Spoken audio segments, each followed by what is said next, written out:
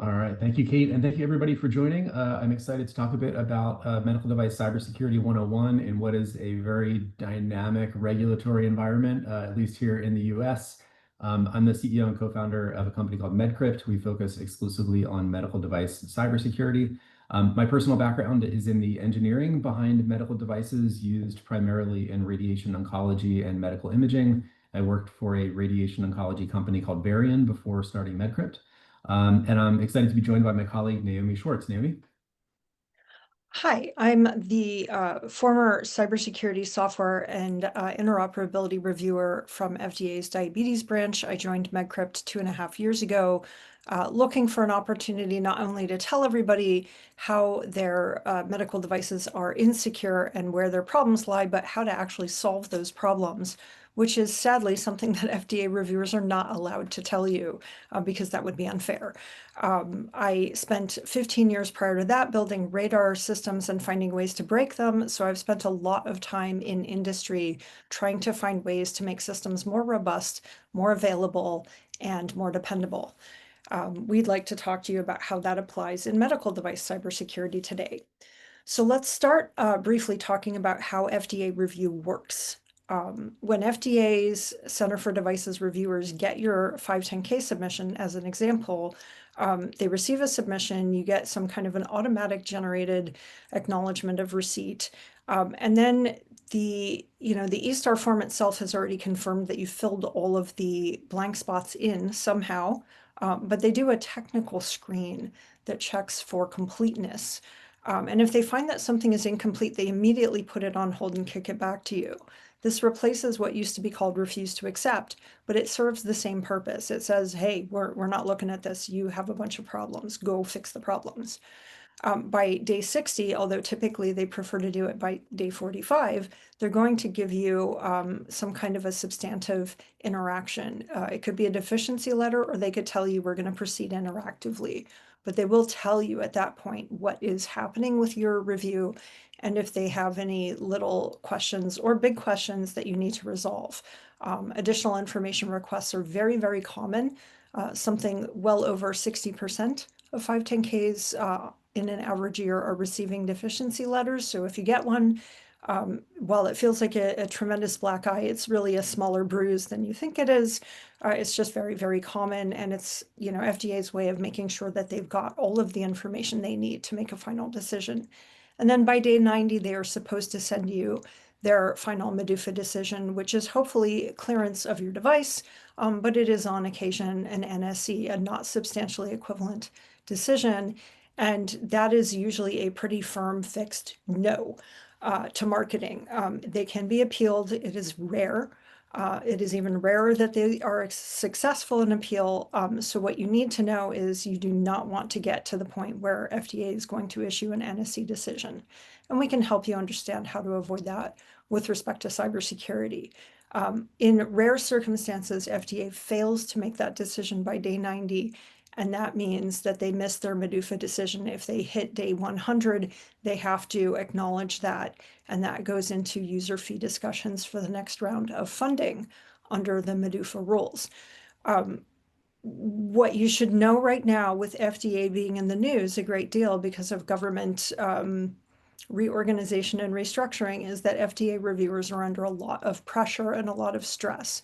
And they have had some reductions in force that may affect review of devices. Try to be patient with the review staff. They are technical professionals who really want to do their job well and want to do it right. And right now they're not feeling very good about how the government is describing them in the press. But they're trying to get their jobs done, and they may be slipping in their timelines, and you should be prepared for that. When FDA reviewers do their review, they have these SMART templates, they're called. I'm not sure I agree with the word smart in there, but having used them before, I will tell you that the review is supposed to make things extremely predictable, which it does, and consistent, which it does, but it's also supposed to make it easier, which I'm not convinced of. And it's supposed to ensure that all of the reviewers in a single branch, all of the branches in a single division, all of the divisions in a single office or Office of Health Technology are doing the same kind of thing in their review. and also that reviewers in two different branches across two different OHTs are giving you the same quality and quantity of review. The smart templates largely do that, but sometimes they lead to overkill. And so, when you apply to FDA through eStar, it gives you a very structured approach. It is designed to achieve all of the new requirements under Section 524B of the Act, but it now also uses the guidance recommendations as a checklist, which makes those recommendations look like requirements. They are not requirements unless they're actually called out explicitly in 524B of the Act. You must submit a software bill of materials. It should be machine readable. You should submit other elements like a threat model, but those are not necessarily required to the same extent that a software bill of materials is, because it's literally written into the law today. Stock deficiencies are something that are consistent across all submissions and therefore are derived from guidance or statutory requirements. So if you do not include a software bill of materials, eStar won't even let you submit. If you include garbage as a software bill of material, just to say you put one in and you put a generic blank SPDX file in, it will let you submit, but the technical screen will stop you. If you send something in that has 2 lines in it in an actual software bill of materials format, and FDA says, your architecture says you have 280 software components, again, the technical screen will catch you. And each one of those comes with its own stock deficiency. So you should be prepared to make sure that you've actually answered the elements in eStar. Reviewers also issue what I would call a bespoke deficiency or a non-stock deficiency, and those are typically detailed and they typically focus on a single aspect. So they might say to you, hey, you used obsolete or deprecated cryptography. In those cases, they're going to get really specific and mention, for example, you cited use of ECDH P192. According to NIST SP 800-186, that curve is for legacy use only, does not provide an adequate strength of security. So they do give bespoke deficiencies as well. And you should be prepared that if you're using something that is obsolete or something that violates the best practices, the state of the art recommendations from FDA's 518B, you should be prepared that they will call you out on it. They are looking for you to use the current state of the art in current submissions. Naomi, is it fair to say that a stock deficiency is like the FDA saying, I didn't understand your answer to this question? And a non-stock deficiency is them saying, I didn't like your answer to this question? That's very close. Yeah. A stock deficiency could be you just didn't answer it, or, I'm confused about your answer. But yes, a non-stock deficiency is I saw something really wrong with your answer, and that's hugely problematic. So how can you avoid these deficiencies? It's sort of like playing dodgeball. If you're really agile, you can avoid ever getting hit by the ball.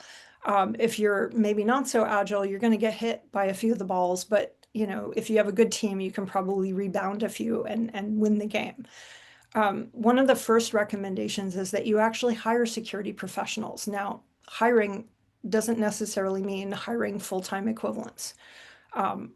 Whether you do it by hiring FTEs or you do it by bringing in third parties who can supplement your personnel, you should make sure that you are, not violating 8/2025, where FDA says you should have sufficient personnel with the necessary background, that's credentials, that's experience, that's education, to ensure that you're doing the right thing. And in cybersecurity, they do not want to hear that, oh, I took a summer camp when I was in high school in cybersecurity and that qualifies me. That's not really a good answer. They want to know that you actually have appropriate staff for it. Sometimes software staff are cross-trained in cybersecurity. What they typically don't want to hear is, oh, we sent, one of our clinical staff to a training camp or to the MITRE boot camp, and so they're our trained personnel. That may inform you and help you to collaborate, but it is not considered necessary education or experience. You should leverage the pre-market guidance. Just embed the cybersecurity elements into your quality management system across the board. Tie it back into CAPA, to root cause, to complaint handling. The eStar submission itself tells you how to format your actual pre-market submission. You should have a separate document for each deliverable, but that's not how you would deliver it if you were, submitting under EU MDR or IVDR. And that means that there's not one way to organize everything. If you structure your documentation in a particular way to meet the rest of the world's regulatory bodies, when you submit through eStar, you can use blank documents that basically say, these 3 elements are in 3 different documents. Here's the treasure map. This part is in this document on these pages. This other part is in a separate document on these other pages. And the final piece is in some third document on, some subset of pages. So don't consider the possibility of reorganizing all of your information just to get through FDA. Just give them a treasure map that tells them where to find things so that you don't have to rewrite every document you've ever written for a different regulatory body. And I think that's really important. FDA is not trying to create extra burden. They do want to make sure that you know where to find the information and that you make it easy for them. Another key element is to do some introspection. Take a look across your organization if you have multiple product lines and see if other teams are getting additional information requests or NSE decisions from FDA. If they are, go back and review those and see if maybe you have a systemic problem in your QMS or in your design of products and learn from it. So really take total product lifecycle into account and feed those learnings back through your processes. And finally, take a look at the methodologies you're implementing and make sure that they're actually valid given the kinds of devices you're producing. So why do I say given the kinds of devices you're producing? FDA's guidance says that the cybersecurity design and documentation should scale with the cybersecurity risk of your device. If you have an extremely low risk device with minimal connectivity, it should have low cybersecurity risk. That means that you should probably not have to have the same level of documentation as you might have for a surgical robot or an automated insulin dosing system, which are higher risk devices inherently. They're higher risk conditions, higher risk procedures. The devices associated with them are higher risk. And if they're connected, which they typically are, the connectivity itself poses new risks. Obviously, you have to ask if your device is a cyber device. We'll get to more on that later with some misconceptions, but make sure that you know if it is, in fact, a cyber device. Because if you submit and say, I'm not a cyber device, and FDA sees a reason to disagree with you, they will immediately reject your submission, and you're going to have to go back to the drawing board, which means collecting a lot of information.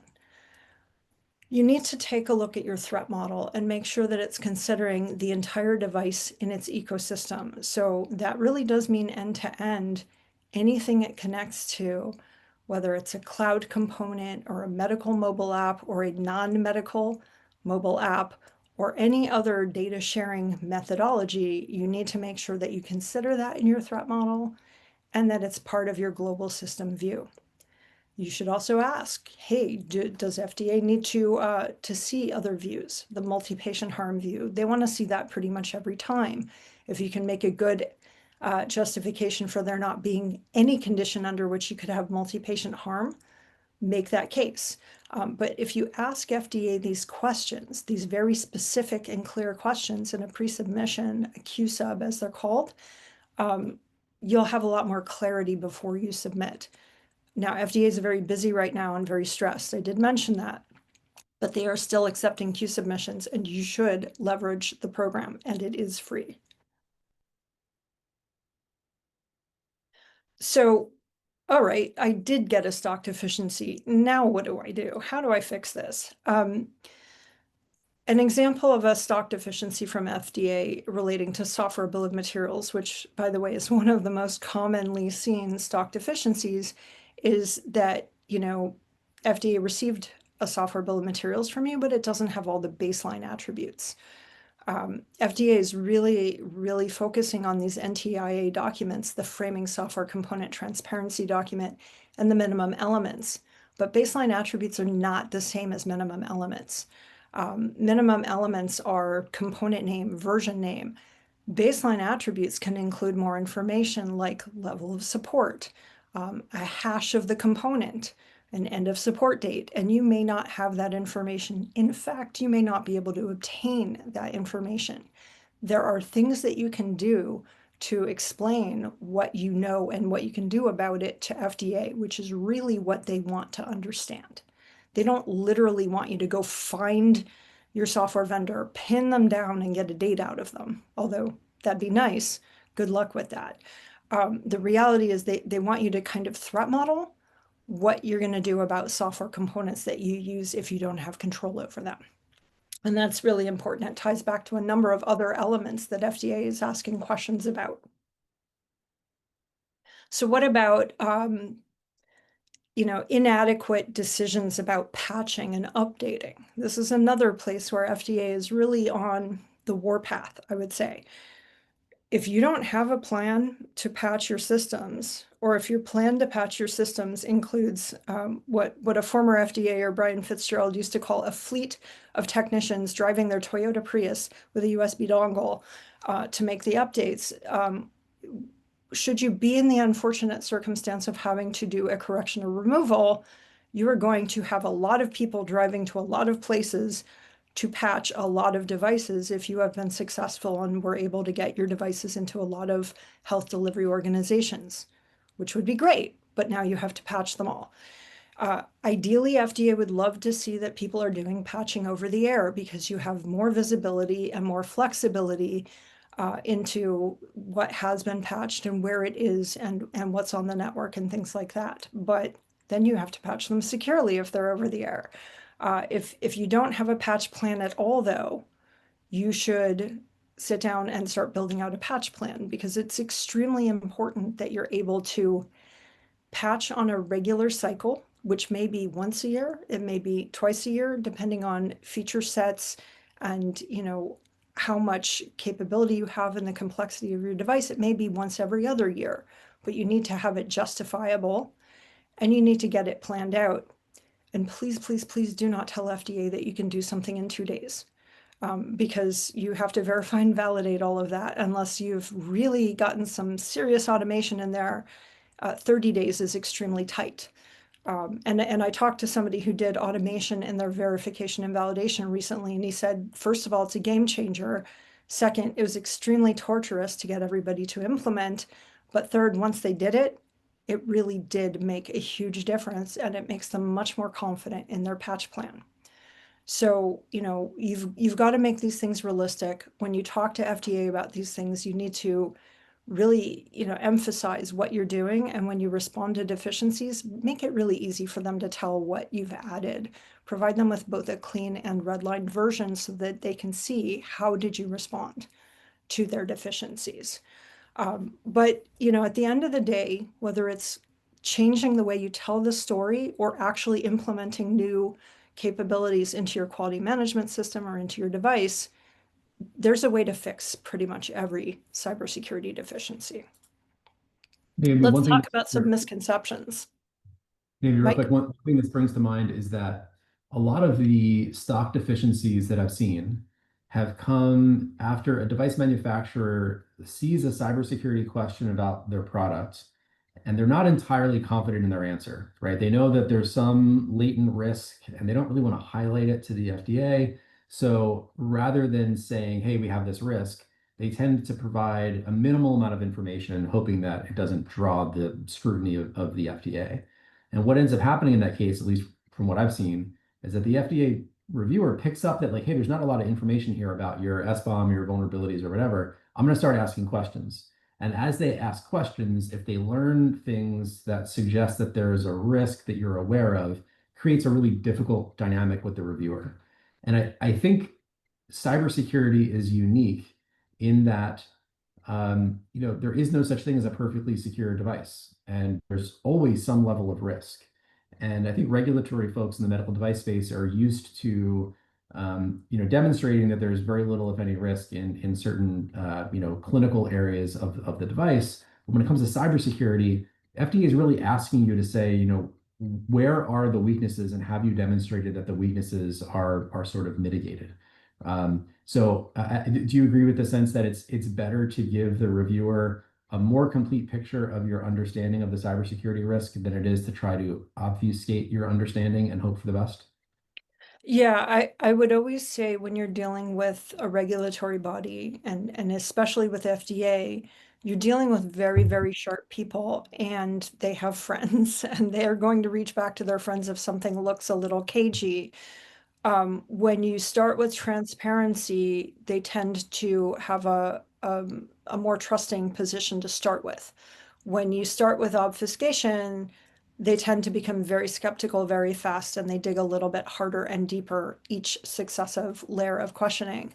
So you really do want to start off with, we're trying to cover all the bases, we're trying to explain everything to you. Sometimes FDA review staff are not technically proficient enough in an area and they'll start to ask questions that may seem really uncomfortable or odd to you. If that happens, take a step back and try to reframe what you're saying using less jargon, less technical language. Sometimes you have to go all the way back to basics. In a Windows machine, to break into the BIOS, you have to repeatedly tap F2 on the keyboard because that tells them, oh, I can't do that over the network. Like I literally have to be in front of that keyboard tapping that physical key. But sometimes that's the level of detail that you need to use when you're talking to FDA staff. Without being patronizing about it, just bring it back down to earth. Because they really are trying to do their job quickly and efficiently and with trust. But the second they start to feel squeamish about how you're representing what you've done, they will become skeptical and that does erode trust. Awesome, thank you. Yes, we want to go through a couple of common misconceptions that we've seen people have around cybersecurity and medical devices and the FDA's position on it. Number one is this idea that, well, my device isn't connected to the internet, and therefore I don't have a security issue.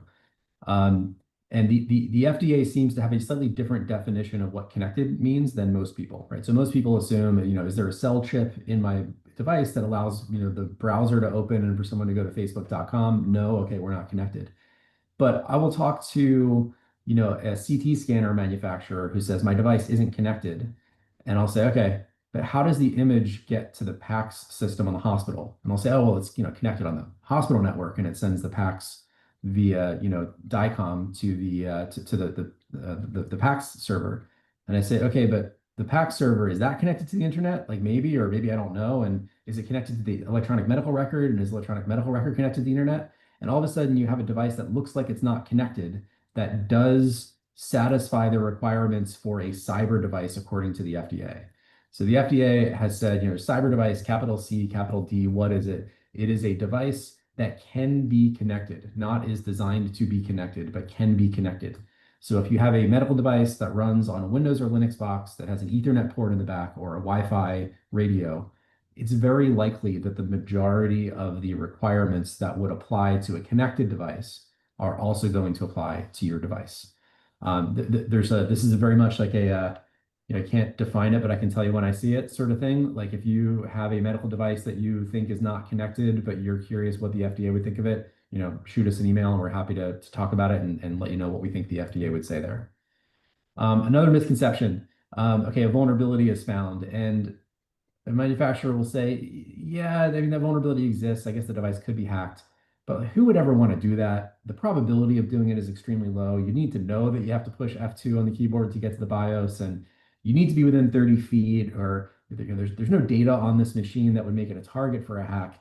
And therefore, the vulnerability has a very low probability of being exploited, and therefore we don't need to worry about it. But interestingly, in the guidance, I believe in the pre-market guidance here, the FDA has said security risks are difficult to predict. It's not possible to assess the probability, and therefore you need to focus on the exploitability. Can it be exploited? And if it can be exploited, does it cause patient harm? So this leads to, so many instances that we've been involved with where a device manufacturer says, it's so unlikely that this vulnerability would be exploited. I'm not sure why the FDA is making such a big deal about it. And then a year later, it turns out that actually it's not that difficult to exploit, or the vulnerability becomes widely known and it's posted on a message board. So if your defense against, not patching a vulnerability is that it's low probability, that's probably not going to sit well with at least the FDA in the US.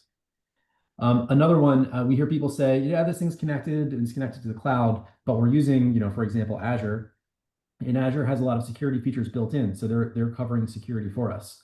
And that's true. Azure does have a lot of security features built in, and Microsoft is the largest cybersecurity company by revenue in the world.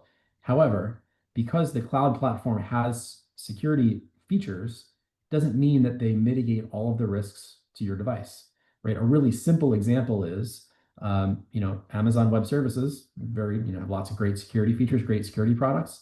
You can still set up an S3 bucket that has minimal authentication. And if you are sending all of your patient records to an S3 bucket and the username and password is username and password, okay, it's that's on the cloud and it's not secure. It's not gonna meet the mark for the FDA. And if you look at most high-profile cybersecurity incidents in healthcare, they happen on devices where there are security controls in place, or they're on a hospital network that has a firewall, or it's connected to a cloud that has security features, but the features weren't being used, or they weren't configured in such a way that they were effective, or the particular vulnerability in question was not mitigated by that control. So working with Microsoft or Amazon or Google on their clouds and using their security features are great. You should do that, but it is not a panacea. It does not mean that all of your issues have been addressed. And then finally, we hear people say, well, we had a security issue, but we let our customers, the hospitals, know, and we told them, just put a firewall around this thing and then it'll be okay. First, we've seen many cases where, especially rural and community hospitals, they do not have the security resources or personnel required to implement those compensating controls. So even though you alerted your customers that this security vulnerability exists, and it would be fairly trivial for a user to put the control in place, you can't be certain that all of your users are doing this. So to the FDA saying, hey, we're relying on our users to put in place a compensating control, it's not effective. They're saying you need to address these issues up front. Second, just on a sort of practical business level, we've seen a lot of device manufacturers put out vulnerability disclosures in the ICS CERT database, which is in the US, the database where device manufacturers are encouraged to release security vulnerability information. And these vulnerabilities, at least the first draft of them, the advisories will frequently say, we found the vulnerability, it's mitigated by maintaining, physical security around the device and putting a firewall around it. And we're going to provide an update a quarter or two from now. And then a quarter or two from now, you see a press release saying that the device has been recalled, or there's they're end of lifing the device, or they're doing an urgent software update, because regulators, including the FDA, don't like to see somebody saying, we're just going to tell our customers that this exists, but hope that nobody makes a big deal about it. If you know that there's a vulnerability and it can potentially cause patient harm, you need to have a place to do a program in place to do a software update and be transparent about that with the regulator. Anything I missed there, Naomi? No, I think that pretty much covers it. I mean, FDA is really looking for you to start from a secure by design perspective. And of course, your product development life cycle could be 2 to 5 years long, depending on complexity and, how much of it you're building yourselves, how much you're building off of open source or off-the-shelf software. And the cybersecurity guidance, the final guidance came out in 2023. A lot of people ignored the draft guidance because it was draft. So your current products that you're trying to bring to market today may or may not have accounted for what is in the current final guidance. If they don't account for it, you're probably going to have a bit of a speed bump when you go into the regulatory body. But let's talk briefly about the other regulators. We know that FDA has cracked down and that they're issuing a lot of deficiencies. On average, 15 cybersecurity deficiencies per hold letter. We're seeing the same thing out of notified bodies in Europe right now. So if you're thinking, well, I'll go to Europe first and get through, that may or may not work if you're not ready for what is requested of you in eStar. Just be prepared that all of the regulatory bodies, when they work on harmonization efforts, they actually mean it. and they're following through. So it's not just FDA. We've got an international push now. And in Europe, you're seeing things like the Network and Information Security Directive, which are driving critical infrastructure. They're going for companies that are very large or medium-sized, 250 or more employees, 50 million euros or more in turnover. That includes healthcare and medical devices, and that is in addition to MDR and IVDR. So it's really critical that you have a plan in place, not just for FDA, but also for Europe.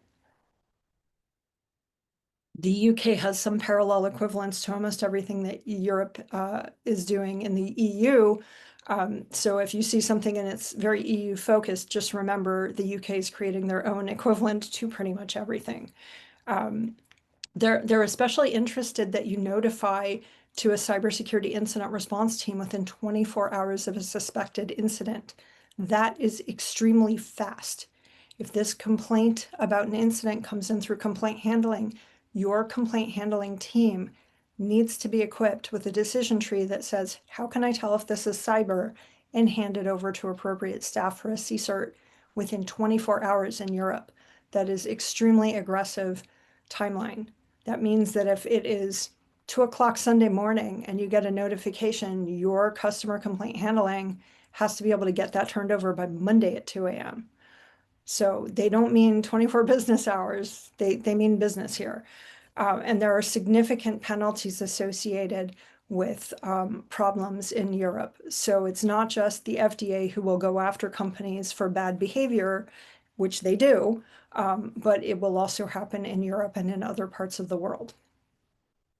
Similarly, the medical device regulation and the sister in vitro diagnostic device regulation, MDR and IVDR, passed in 2021 and 2022, are effective now in Europe, and there is a shortage of notified bodies who can actually support review for these regulations. So, while we're talking about FDA and the problems that they're having in maintaining timelines, you should also expect potential delays in Europe. It is important to note that, this is not a regulatory issue that only happens in the US.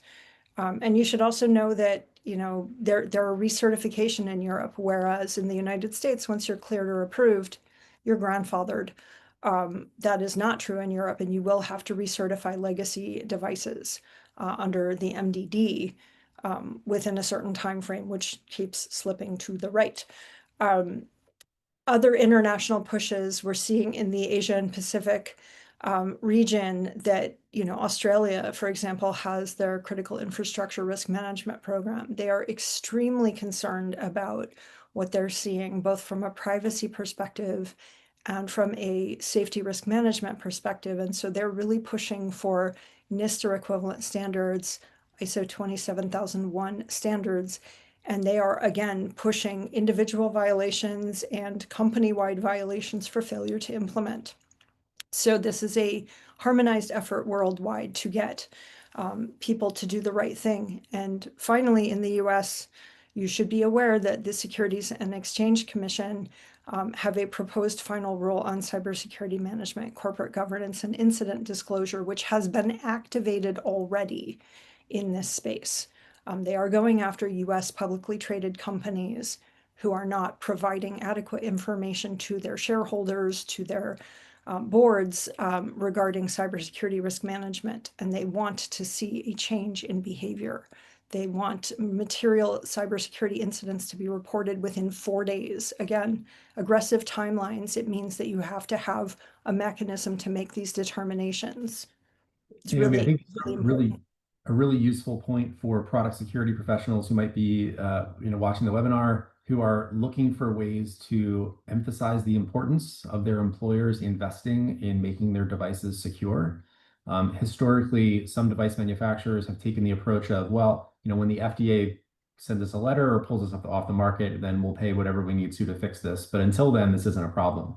What this SEC ruling does is, puts in place potential penalties for the companies and potentially even the individual board members of the companies in cases where they have failed to disclose known risks to the share price including cybersecurity incidents. And if you Google a little bit around the medtech space, you can find instances of medical device manufacturers settling fairly large lawsuits with the SEC on behalf of shareholders for failing to take these security risks seriously.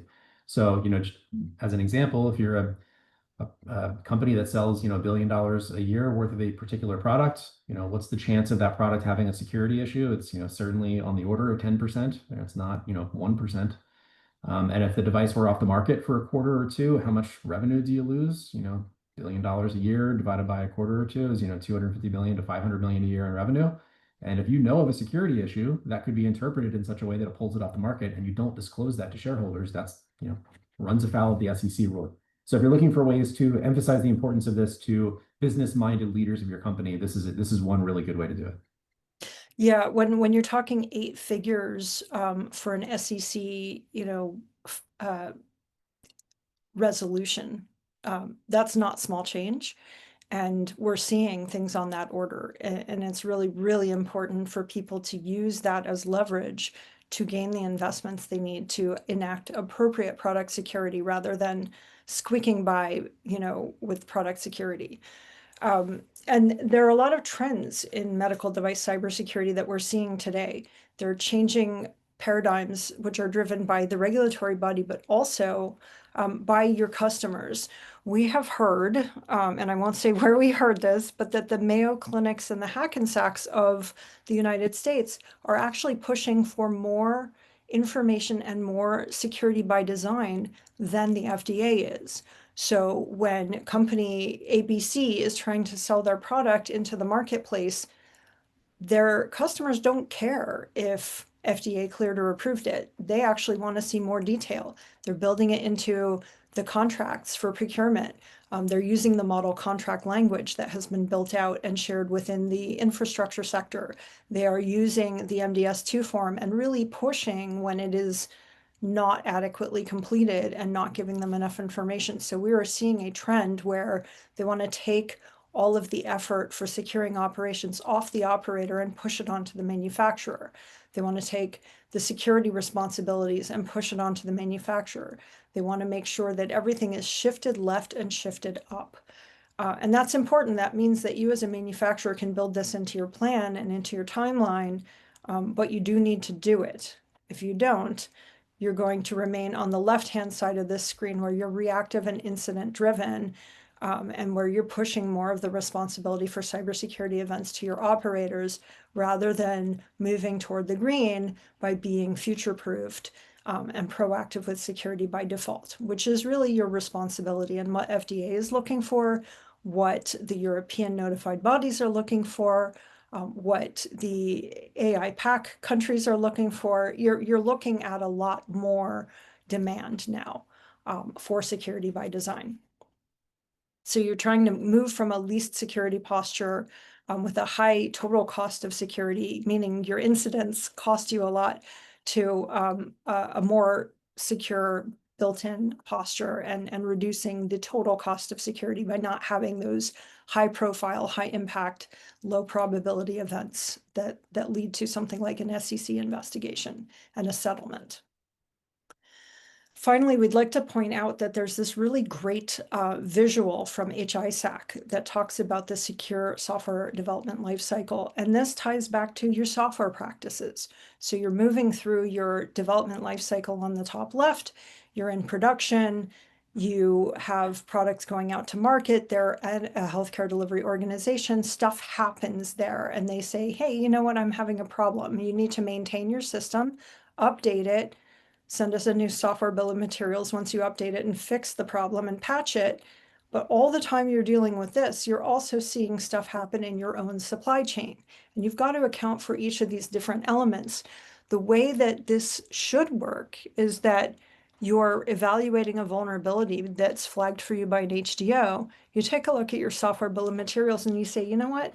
This isn't the only vulnerability in there. I should probably do something about these other 4 software components that also have vulnerabilities. And as you look at them, you note 3 of them have the same common weakness enumeration. They're based on the same basic problem. Maybe it's a memory leakage issue because you're coding in C. You can change your software coding practices to minimize the impact of these kinds of problems, and it will cover future problems that haven't even been uncovered yet through software vulnerabilities. So you should definitely institute that and make sure that you have a means of feeding that back into your development practices, because that's really what FDA is looking for when they say, show me that you have a software development lifecycle that is secure. Show me that you have a secure product development framework. We try not to make these webinars an advertisement. I do want to just give a quick plug for some of the work that we do. Before I do that, if anybody has any questions that they'd like us to discuss either live or via the chat, you can enter your questions into the Q&A widget there. We're happy to talk about hypothetical situations where a medical device manufacturer is maybe facing an issue like this. What would you recommend to do? We're happy to spend a couple minutes looking through that. So Medcrypt, just very quickly, we're a healthcare cybersecurity company focused on medical devices. We have a series of software tools that device manufacturers use to make their devices secure by design. And then we have a team of regulatory and cybersecurity experts that help device manufacturers who are submitting devices to regulators or dealing with questions they've gotten from regulators. Our investors include Johnson & Johnson, Intuitive Surgical, and Dexcom. We've worked with the vast majority of the largest device manufacturers in the world. So we've seen a lot of stuff at this point, and are really eager to meet, especially small and mid-sized companies that want some help getting through some of these product security issues. Maybe just a couple of anecdotes that I'll share here as we wrap up that might be useful to some people who are facing similar issues in their companies. We will sometimes hear from device manufacturers, well, the prior release of this product was already approved by the FDA, and that means it's secure. And my next submission to the FDA only has some minor feature changes. Therefore, we shouldn't need to do any more security work. But we have seen multiple instances of the FDA reviewing a device that was previously approved for relatively modest feature enhancements to say, but wait a second, this thing runs an unsupported operating system. You can't do that. You got to fix this device. So, having been approved in a prior release, yes, it does grandfather that release onto the market, but it does not mean that the next iteration of your product will be approved if it doesn't meet the cybersecurity regulations. So that's one thing to keep in mind. Another thing that we see regularly that pains me are development teams saying, yes, we would love to address these security issues. However, we're on a tight timeline. We need to have this release done by June 30th so we could submit to FDA so the features can be available at the next trade show. And therefore, we'll fix these security issues in the next release. That next release ends up being a can that is kicked down the road, and it's never really a good time to do this work. So while yes, as a security professional, you need to be business minded, and it doesn't mean that you need to put the brakes on every release until everything is perfectly secure, but I would be aware of the tendency for these sorts of security issues to be a can that is kicked down the road. And then the last thing I wanted to bring up is, one of the interesting places that product security can appear that you wouldn't necessarily think of right off the top of your head is in M&A transactions.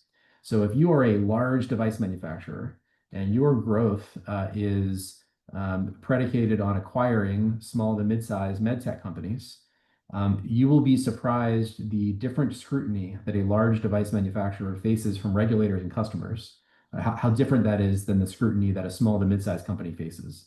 So if you are acquiring med tech companies, it is important to really understand the cybersecurity posture of the device you are acquiring so that you know what, if any, remediation you will need to do once this device is part of your portfolio. Conversely, if you are a small to mid-sized med tech company and your exit plan is to be acquired by a big company, do not be surprised when those big companies start asking you a bunch of product security questions as part of diligence, because even if the security concerns that those companies have are maybe not entirely practical, when your company is being acquired by a big company, the acquiring company wants any leverage they can have to get the deal for as cheap as they possibly can. So just know that this security debt can come up during, in business ways that are above and beyond just, a medical device being hacked. And then I guess the last thing, maybe question for you, Naomi, to weigh in on. I sometimes hear leaders at device manufacturers say, well, when has a medical device ever been hacked? Like, has somebody's pacemaker ever been hacked, and have they been assassinated? And the subtext of that question is, well, if the answer is no, then this whole exercise is hypothetical, and why are we doing it? What do you think about, historically, have these events happened?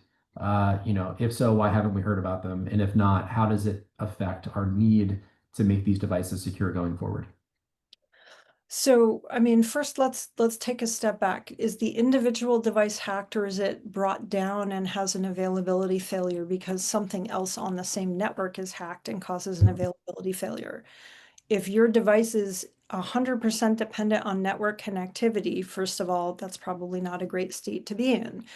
Having an offline first mode is probably a good idea. But have such things happened? Actually, yes. Hospital systems have had ransomware installed that have brought down critical medical systems that have led to actual death of patients. So this is in the news. This is not made up. People have died because of cybersecurity incidents in hospitals. Can we definitively say one death occurred because of a specific vulnerability in a specific medical device? Not to my knowledge right now. There is one incident in the UK that I was made privy to while at FDA, where it was being investigated for the possibility that a medical device was used to murder somebody. That was never cleared. No root cause was ascertained. That doesn't mean that it didn't happen that way. It just means that there were too many ambiguities and they could not make a definitive decision. But that was an actual occurrence. Was it hacking, or did the person already know how to get into the device and theoretically sort of have permission? Good question. We don't know. But how hard would it be to actually confirm that that is in fact what happened? I will tell you it's extremely hard. The forensics involved in something like that are excruciating, and you actually don't want to spend a lot of time trying to dig that far into it to figure it out. What you want to do is try and protect yourself before you should ever consider such an incident occurring, so that you don't have to deal with the forensics aftermath. But we do know that medical devices have been hacked. In fact, there's an entire community hacking their own diabetes devices. They call themselves the do-it-yourselfers, or the DIY AP community, or a variety of different websites and names for it. But their hashtag is "We Are Not Waiting," and you can go out and do, quick research on it. They're hacking new insulin delivery systems, new algorithms, and new continuous glucose monitoring systems regularly, and you should have that in consideration if you are in that space. But they are not the only ones. In fact, I know a group of hacktivists who are going out and trying to break into their own medical devices outside of that space, just to help medical device manufacturers understand that this is a reality. So you should be aware of those. Isabel has a great question. Do we have to consider physical attacks in the FDA submission documentation rather than just remote attacks? You should consider whether somebody can gain access to your device in a physical sense. So the networked attack vector is not the only one to consider. If I can walk up to your piece of laboratory equipment because I'm at Quest Diagnostics and I happen to walk past one of their rooms full of equipment and nobody's paying attention as I walk out the door, hint, hint, this has happened. I've gotten that close to real laboratory equipment, and having had oversight over in vitro diagnostics in the past while at FDA, I pretty much know how these things operate. I could have walked in the door and started pushing buttons. If I can unlock your system or break out of its kiosk by hitting escape key 5 times, or the F2 function button multiple times, that's probably not secure enough, and you should probably have countermeasures for that physical attack on-prem. Similarly, in an emergency room, I don't know how many of you have been in one recently. I unfortunately have. And the fact of the matter is that once you're inside the hospital, they are not really paying that close attention to what you in your hospital gown are doing. So I've walked all over a hospital emergency department and been real close to some of those drawers full of equipment and drugs that are supposed to be well contained. And some of those systems have been found insecure in the past. I think Mike has an anecdote or two about, drug storage systems that have been hacked and what that has led to. And there are some pretty serious consequences.